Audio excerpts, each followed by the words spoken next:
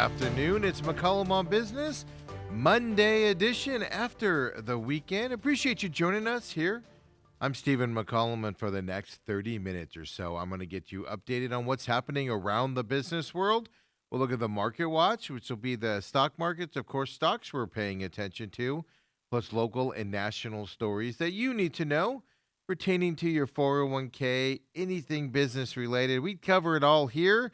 And a lot of moving points here today on this Monday, kind of a slow business day, but a lot of big announcements in terms of companies, purchases, etc. So we'll get into a lot of that here today, and it's going to be a busy one out there as well. So appreciate you joining us here, and let's get right into it with that Market Watch.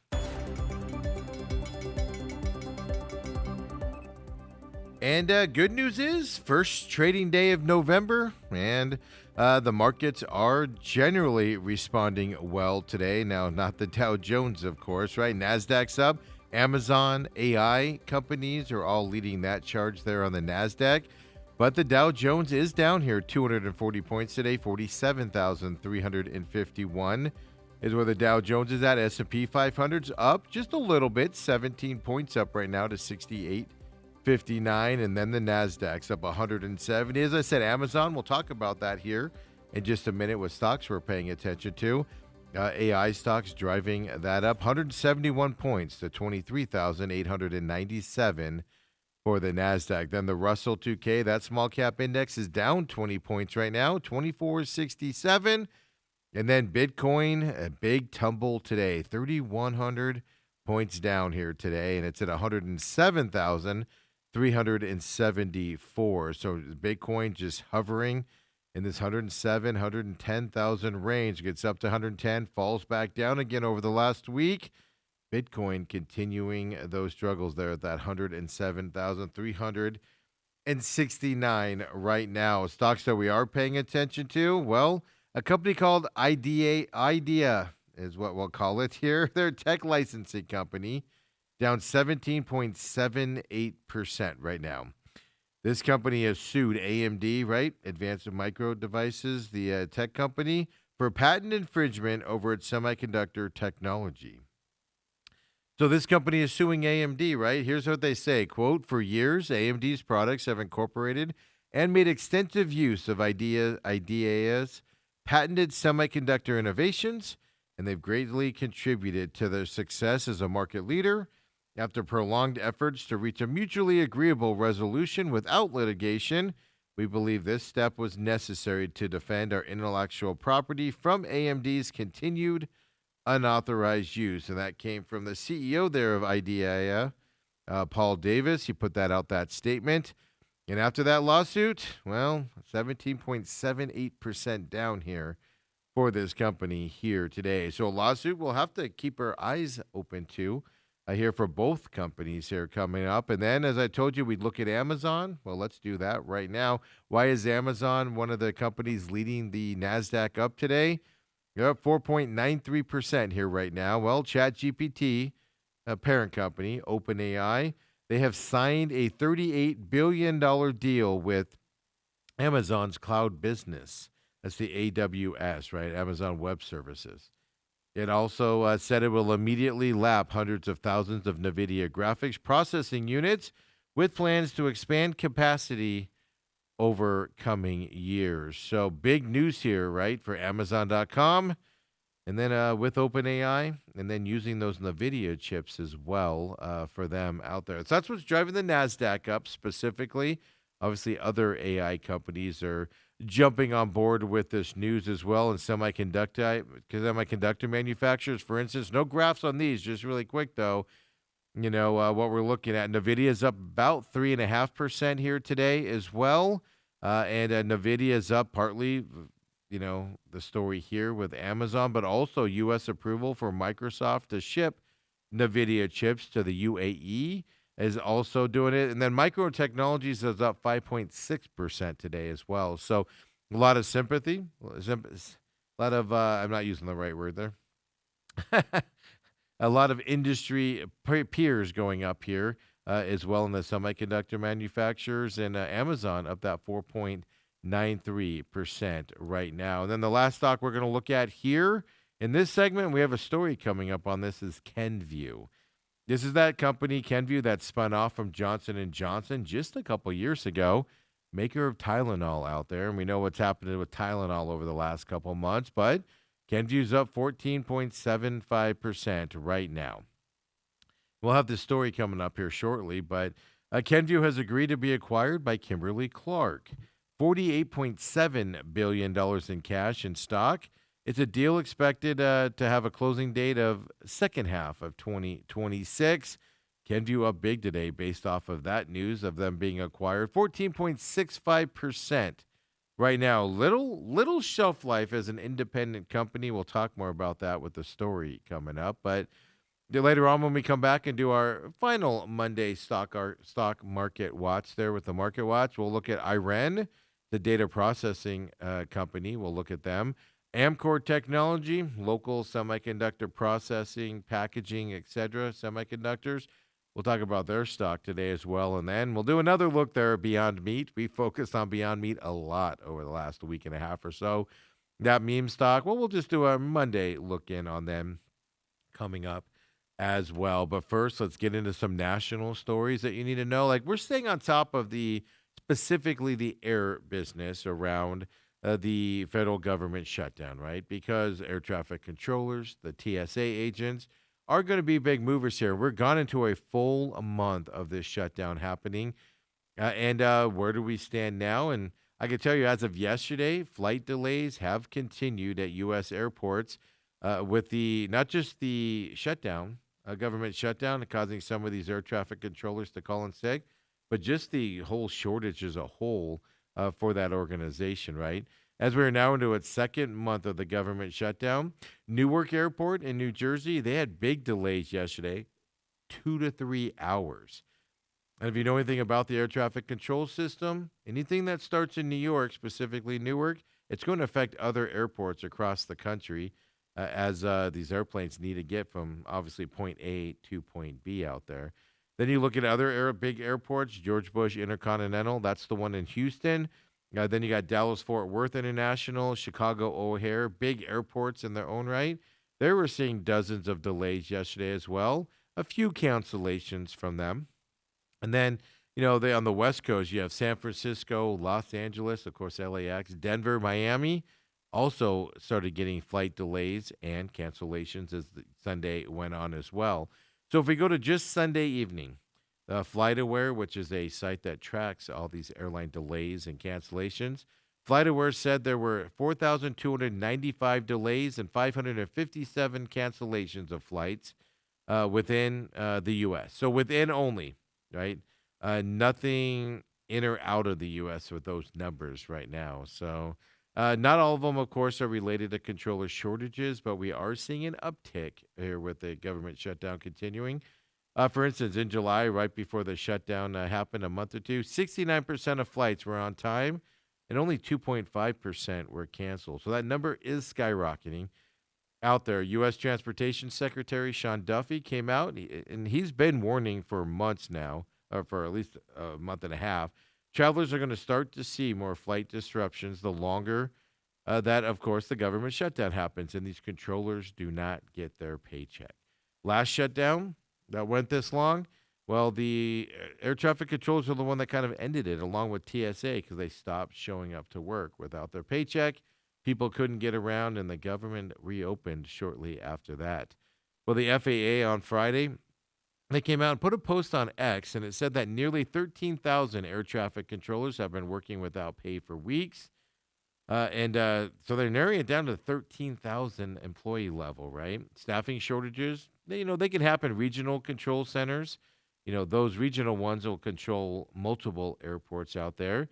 But also it happens in those big airports where there's individual airport towers where they focus just on, like Chicago O'Hare. They only focus on O'Hare at that point. So, the shortages don't always lead to flight delays. They can kind of shift manpower around, et cetera, and stuff.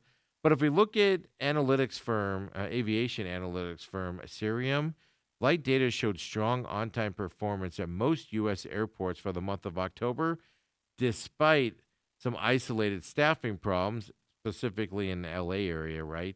We've had those stories here at McCollum on Business. The FAA has been dealing with with this shortage of air traffic controllers, about 3,000 shortage, since long before this happened. So we're starting to see more delays, but not, and it's an uptick in them, but not huge numbers here a month into this government shutdown. Of course, over the weekend, just really quick, the SNAP benefits. Two judges came out, I believe, on Friday. It says SNAP benefits should continue, and it's telling them that they should delve into some emergency funds. I did see a highlight today saying that the Trump administration has said they're willing to do some limited SNAP payments out on that. I don't know what specifically that means. So we're starting to see some money flow into some industries here amid this government shutdown. And, talking about air traffic controllers specifically, this is an interesting story. We know that some private sector people have stepped up to ensure the military gets paid with some very large checks. And what are the airlines doing is kind of my question, right, going into this part of the show. What are the airlines doing to support the air traffic controllers and TSA agents that aren't working? Well, discovered the internet here and found this, right, and how U.S. airlines are stepping up for those air traffic controllers and even those other federal employees, a la TSA, that are continuing to work without pay. And these airlines do not operate without them as well, right? So it's important. So, as I just told you, 13,000 air traffic controllers and 50,000 TSA officers, well, they're considered essential and they're working without their paychecks out there. October 1st was when the shutdown happened, so we're a month and 2 days into this, and there's no sign for it to end anytime soon. So, Fox Business went to all the airlines and asked them how they're supporting these federal agencies to keep their businesses running. Well, American Airlines told Fox Business that they remain committed to supporting federal workers. So they're providing meals at airports across the country, so they at least don't have to spend money on food while they're at least at work, helping these airlines continue to grow. Southwest Airlines, well, it's interesting how the airlines are handling this different, right? Southwest Airlines told Fox Business that it's doing its best to minimize flight disruptions. But they went on to say the ultimate control of the air traffic system lies within the FAA. So Southwest is kind of saying, hey, the FAA's got to figure this out and everything, right? They went on to talk about how disruptions only occur when there's no other option, Southwest said, we are very important about safety and the customer safety and employee safety. That's all they talked about, whereas an American's kind of giving food out there. And then Alaska Airlines, they actually referred Fox Business to an October 24th statement from Airlines for America. That's that trade association representing those major airlines. And that statement urged lawmakers to pass the clean resolution to reopen the government. That's all Alaska did. They didn't say how they're supporting those guys. United, well, they directed Fox Business to the FAA and that Airlines for America statement and referred them Fox Business to them also for comment at that time. So that was United Airlines. But United Airlines did say they're donating meals to federal workers, which would be the air traffic controllers and TSA agents specifically. People Magazine had that reporting out there. So it's amazing how these airlines are holding it. Now, Delta Airlines and JetBlue, they're reportedly providing meals to TSA and the air traffic controllers as well, according to People Magazine as well. So it's interesting how the airlines are handling this because the airlines do not have a business without TSA and specifically without the air traffic controllers. And some are stepping up and helping them with meals, and some are not, I guess, helping them at all out there. So I find that fascinating, right? Here's the other problem with these thousands of furloughed workers right now with the government shutdown. They're trying to figure out, one, I'm not working. Will I have a job when I go back? Will we get back pay, etc.? So they're also trying to navigate the unemployment system right now. A large increase have started trying to navigate that system, but it's a small amount of the 670,000 furloughed workforce out there that has actually tried this process so far. And there's a specific reason why some aren't going to file for unemployment. We'll talk about that in just a minute. Of course, every state has different dollar amounts you're eligible for, the length of the benefits that you can qualify for out there. About 26,000 federal workers filed initial claims from September 28th through October 18th. That's all raw data that the Department of Labor actually had published.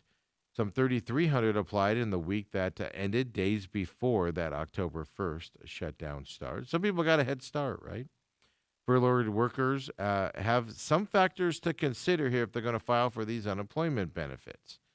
A big one here, if they receive back pay, which is expected when the government comes back up, well, when the shutdown ends, right? You would have to repay the funds back to unemployment at that point. So the question is now, do you take on debt and pay that off when it comes, or do you get the unemployment now and have to pay back the unemployment when you get that back pay?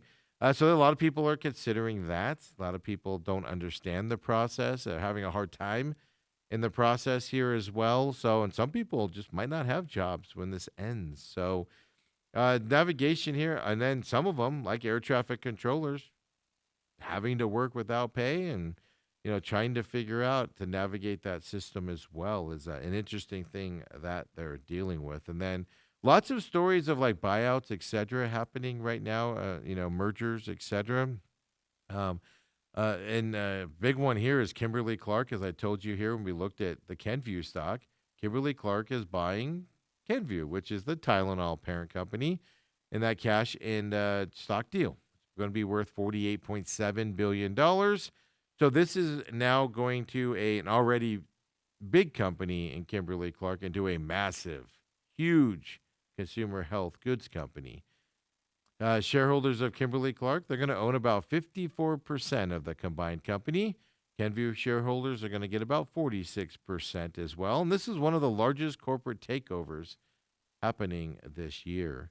Now, so this combined company will have a large stable of household brands under one roof. It's amazing what they're getting back to a big conglomerate like Johnson & Johnson was, right? Kenvue's Listerine mouthwash and Band-Aid, well, they're going to be under, the same umbrella with, of course, Kimberly Clark's Cottonelle, toilet paper, Huggies, Kleenex tissues. Kimberly Clark out there. It's going to generate about $32 billion in annual revenue, the combined company will. Kenvue, like I said, a lot of people, I had somebody ask me a couple weeks ago, Kenvue, I've never heard of them, kind of when RFK, right, did the, pregnancy and Tylenol thing. And that's because Kenvue is a very, very small-time company in terms of how long they've been a company, right? Very briefly, they've been independent. They spun off by Johnson & Johnson just 2 years ago. So late 2021 is when J&J announced that they were splitting its sales growth consumer health division from their pharmaceutical and their medical device divisions. And that's where you got Kenvue at that time. But Kenvue has struggled as an independent company. They've been targeted by activist investors who are very unhappy about the way the company's been run and kind of how its stock has performed out there as well. And Wall Street has anticipated some heavy lifting ahead for Kimberly Clark as they bring them on. It's not like they're just going to merge Kenvue in and it's going to just perform. So Wall Street is anticipating that heavy lifting for Kimberly Clark, bringing that company in. So, here's the other big stories that are happening right now as well as the day goes on. I mean, just a lot of business workers together, right? Lambda, Microsoft, they agreed to a multi-billion-dollar AI deal with NVIDIA chips. That's hitting the wire right now as well. Third quarter earnings have basically indicated a divided economy. Some companies, as you've seen here at McCollum on Business, have had really good numbers. Some companies have had terrible numbers. We're just in a very divided economy here right now in terms of companies and their performance levels. And the update on the SNAP thing, as I said, I saw that headline come across. Trump administration says they will pay 50% of food staff benefits in November amid the shutdown. So originally it was going to be zero. Courts ruled they should keep paying, and now I guess they've agreed to the 50% level of payment from those emergency funds. Warren Buffett, looks to have cut more of his stake in Apple there in the third quarter. Berkshire Hathaway announced good numbers over the weekend, as of course Warren Buffett is retiring from that company here this year coming up. And so having some good numbers as well. Tesla's still facing widening federal probe into that door handle safety issues that they've been dealing with for a while. Pfizer has filed a second lawsuit against Novo Nordisk out there and a company called Metsera because there's a bidding war over obesity biotech. So that continues. Ford Hyundai reports large declines in October EV sales. Of course, that would be after a lot of people rushed to buy EVs because that credit was going away at the end of September, and they're reporting that now. So big movements here all across the business world. So when we come back here, McCollum on Business, let's get into that market watch, look at those stocks we're paying attention to, and then we'll finish up with some local stories that you need to know. So come on back, Monday edition, McCollum on Business.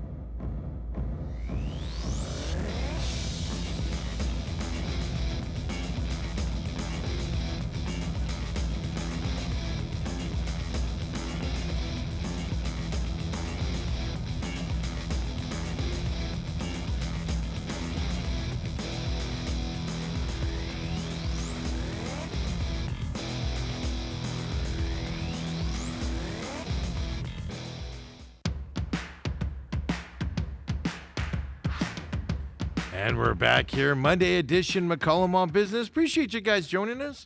Of course, we're live here on Robat TV at 11 o'clock, Monday through Friday, or at least as markets are open, and sometimes on Tuesdays, depending on some growth here in the studio. Sometimes we'll push it back a little bit. I do believe tomorrow we will be at noon. I do believe we have things scheduled here coming up. So we will be pushed back to the noon time frame tomorrow. But we will be doing the live show out there. Of course, the main event in the can for the Monday edition. Tuesdays mean Bruce Cooper joins us. Of course, local legend here as well. Joins us there on that program with me and 17-year NFL veteran Del Hellestree. That is available at Robat TV right now on demand, of course, on the YouTube page as well, where we put our shows that we do, that we produce here on that YouTube page. And then that has a free podcast system as well. Like and subscribe it there if you catch it on YouTube or on the podcast system as well. And of course, we thank you guys here at Robat TV. And then the Pit Stop. We have one more show this season on the Pit Stop until a little bit of a hiatus, of course, until February when the racing season gets underway again. But one more. We just crowned the champions this weekend here at Phoenix Raceway. That show will be done and posted tomorrow on Tuesday as well here at Robat TV and, of course, YouTube as well in the free podcast system. The Real Matrix, the Angry Patriot out there. Another show coming your way Wednesday at noon is when we roll it out here at Robat TV on the YouTube page and, of course, free podcast systems for that as well. The Real Matrix is where you can search that. Follow us at TME Sports Show as well. No social media here from McCollum on Business. I've been toying with that idea, trying to figure out how to make that work with stories we talk about, getting it posted on there. So that might be coming our way here as the rest at the end of the year comes up here. Of course, the Pit Stop at the Pit Stop Talk is where you can find that as well. And, of course, hit us up on that YouTube page as well in the free podcast systems here if you're not catching us live here at Robat TV. And, folks, let's get right into that Market Watch.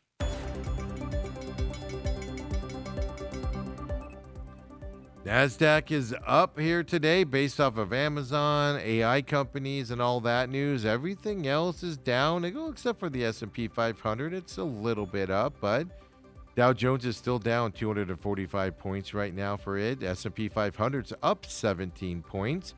The Nasdaq's up 177 points right now, and then the Russell 2K, that small cap index, is down 26 points here today. And then you got Bitcoin just down 3,200 points right now, getting worse as the day's going on.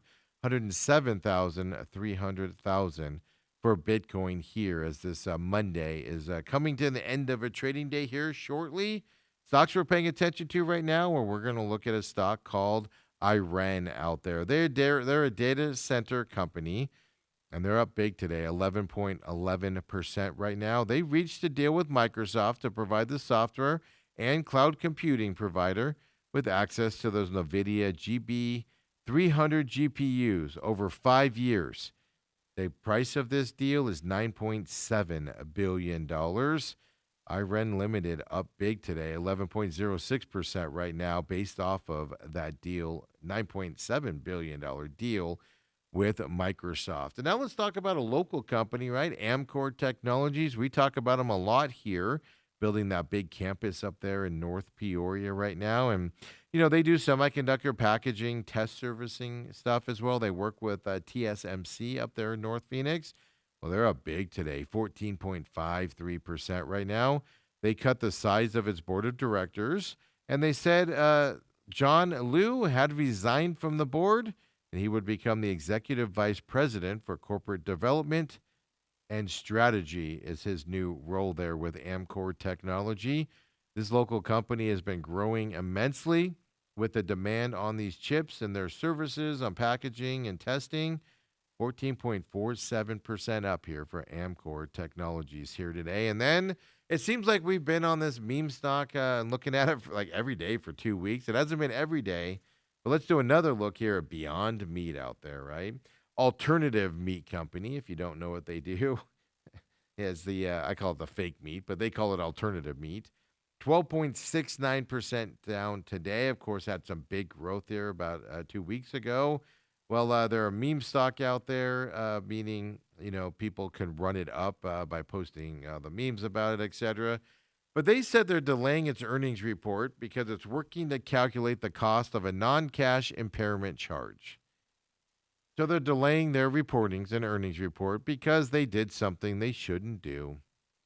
And it's costing them, and they have to figure out how to record it legally. So they're down 12.69%.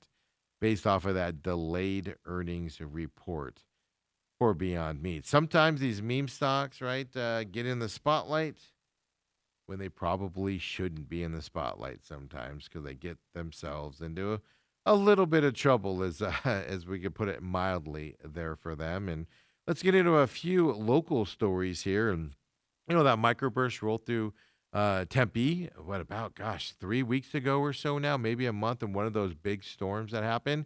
Microburst hit Tempe, buildings destroyed, houses, apartments, etc. Some good news coming up here, and a Phoenix sawmill is going to repurpose a lot of those trees that were knocked down by that microburst. The company is called Wine Glass Bar Sawmill. They say the trees will be converted into either usable wood and even possibly furniture with how much they've gotten there. So this was a massive amount of trees that were knocked down in that storm. The sawmill actually took in about 300 logs so far. So anytime there is a big storm, the sawmill will get some trees there. But this amount with this storm was a lot more than they've ever gotten before in a storm, right? So they say it's about 2 years worth of trees in about a week that they received at that sawmill there. And it's good to repurpose it. It's good to get them out there, recycle them instead of just throwing them in the dump. But that sawmill, and I don't know if there's any others. I got that from K-Jazz this morning, and what happens with those down trees out there and where they are going. And then if you got your SRP bill, if you're following through with your SRP stuff, well, you now know that SRP, Salt River Project, you're going to see your bills increase About 3.5% here officially now. It started on November 1st. That means for the average customer, that's going to be about $5.61 per more on your electric bill. The changes were approved by the SRP board back in February. And there we go. SRP, by the way, not regulated by the Corporation Commission like APS and Tucson Electric is. They have their board handle that stuff. And SRP is the largest electricity provider here in the Phoenix area. Reason why they say this price increase is needed? Well, to be able to hold up with demand, right? And everything. And you're being hurt as a homeowner because of these data centers and large corporate buildings coming into the area. So they're charging you more to make up for the demand of those places out there. SRP projects it will need to produce about 40% more power 40%, folks, within the next 10 years. So these new price changes are going to help cover those system upgrade costs. Yeah, your electricity is going up because of these data centers and large buildings. Make no mistake about it. Price increases will vary depending on the customer's energy usage and the price plan that you choose. Most customers, currently pay about $20 a month service charge, right? And then you get the charges based on how much power you use, right?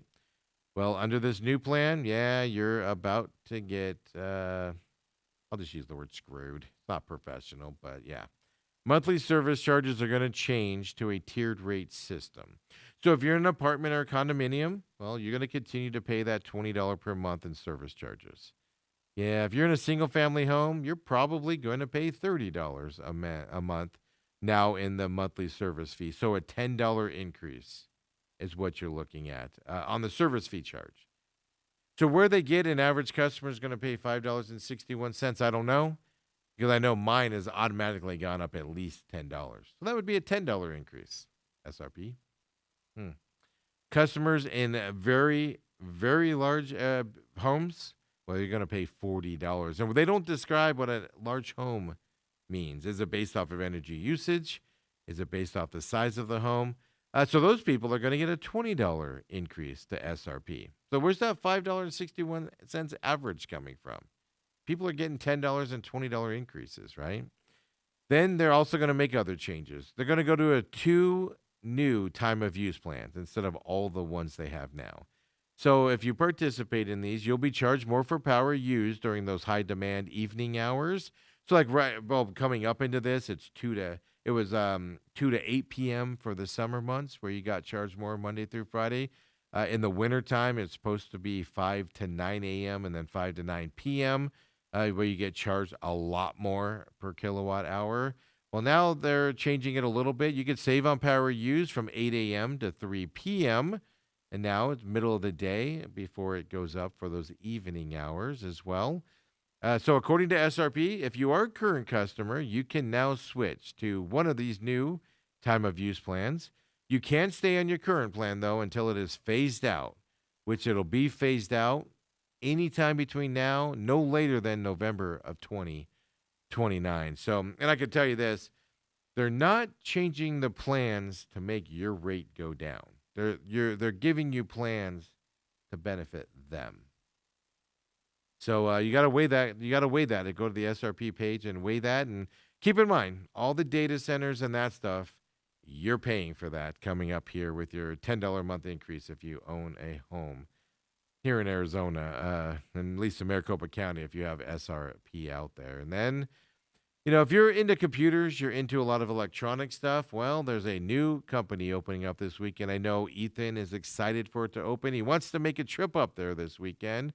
Well, it's Micro Center is what it is called out there. And it's about to open here in the Phoenix area. It's over at 44th Street and Thomas area, if I remember correctly where it's at. And Ethan wants to make a trip there this weekend and check it out. But there's been several VIP preview days of the company. They're a computer and tech superstore and showroom. They're going to hold a grand opening celebration on Friday this week, November 7th, at that Arcadia Crossing Shopping Center there as well. Yep, 44th Street and Thomas. There's a Fry's in there. The Chipotle I eat at more than I care to admit is right there in that area as well. on that corner, and the McDonald's I used to go to at the old studio a lot's right there. Doors will open at 10 a.m. on Friday. Festivities will include special discounts, giveaways, demos. There'll be some tech influencer appearances if you're into that as well.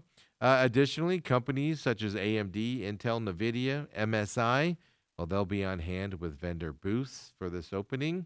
Micro Center bills itself as a one-stop shop for all tech needs, and they claim they have an expert staff over there. This is a 35,000 square foot location here in Phoenix. They're going to keep 20,000 items in stock. Shoppers who just want to buy the stuff, you don't want to walk in and browse the aisles, well, you'll be able to place orders online for in-store pickup. And those in-stock items actually will be ready within 18 minutes, they say. A lot of other companies like PetSmart, I had ordered dog food today. 2 hours before it's ready, a minimum. 18 minutes, they say, how fast these items will be ready for you.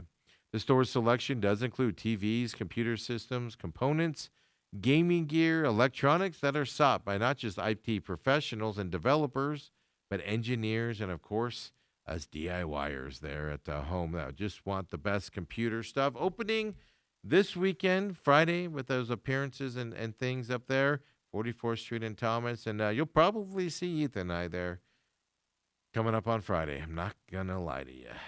He's already texted me. Last couple weeks, he's texted me saying the opening date. Text me again this weekend about it. So you'll probably catch us there this weekend if you're going. And, hey, we should probably make a show out of it, right? And say, everybody come and join us here and see what we are, what the place is all about for us computer nerds out there and everything. So I feel like it's kind of like a Fry's Electronics, but not as big as one, but kind of like a Fry's Electronics. We'll see what their pricing's like. Because Fry's Electronics was kind of expensive, right? Now they've gone out of business. Hey, folks, I appreciate you joining me here on this Monday edition of McCollum on Business. We'll be back tomorrow. Like I said, we might be a little bit delayed. We're having some studio stuff done beforehand, and they tend to wrap up around 11:30 or so, which puts us on here at around noon. So if we're not on at noon, it'll be at 11, like our normal time. We'll be on around noon. Of course, catch us on demand, Robat TV, the YouTube page as well here. Pit Stop will be done tomorrow as well. So we'll see you then, folks, tomorrow, folks. On Tuesday, everybody have a great Monday night. Cardinals, Cowboys tonight, Monday Night Football. If you're catching that, well, we'll see you tomorrow, everyone.